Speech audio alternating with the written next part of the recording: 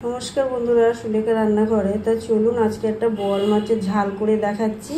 তাই এখানে বোয়াল মাছটা নুন হলুদ আমি একটু সর্ষে তেলে ভাজতে গেলে একটুখানি বেশ তেলটা গরম হয়ে গেলে এটা ঢাকনা দিয়ে ভাজতে হয়। আমি তেলটা বসিয়ে দিয়েছি, তেলটা হচ্ছে, আমি ভাজা করে নিয়ে তারপরে দেখাচ্ছি।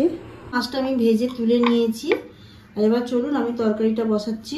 দিলাম গোটা জিরে, তেজপাতা, রসুনটা ছোট ছোট টুকরো করেছি 1 চামচের মতন দিলাম। যেহেতু 700 মাছ আছে তাই এখানে দুটো পেঁয়াজ আমি ছোট ছোট কুচো করে নিয়েছি। পেঁয়াজটা ভাজা ভাজা হয়ে গেছে, এবার আমি আদা বাটা দিলাম। একে একে এবার মশলাগুলো আমি সব দেব। এখানে দিলাম জিরে বাটা, তারপরে দেবো টমেটো। টমেটোটা ছোট ছোট পেস্ট করে নিয়েছি।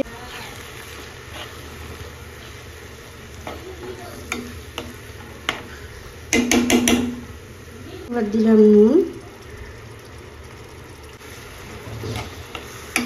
এবার দিলাম হলুদের গুঁড়ো,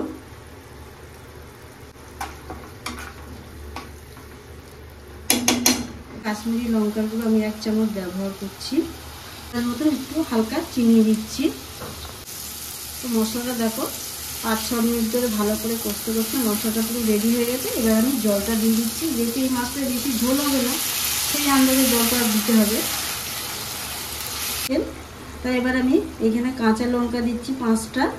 গরম মশলাটা আমি অ্যাড করে দিয়ে দিলাম, কাঁচা লঙ্কা। এবার গ্যাসটাকে আমি পুরো সিমে রেখে দেবো, দিয়ে মাছটাকে এপিট ওপিট ভালো করে ফুটিয়ে তারপরে লাগিয়ে নেব।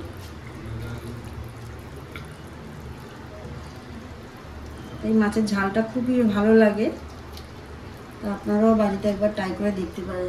ঢাকনা দিয়ে দেবো।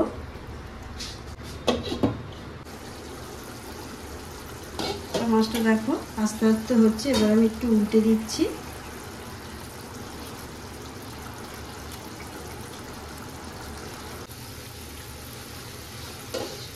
দেখো বোয়াল মাছের ঝাল পুরো রেডি। এবার আমি লাগিয়ে নিয়ে আর দেখাচ্ছি।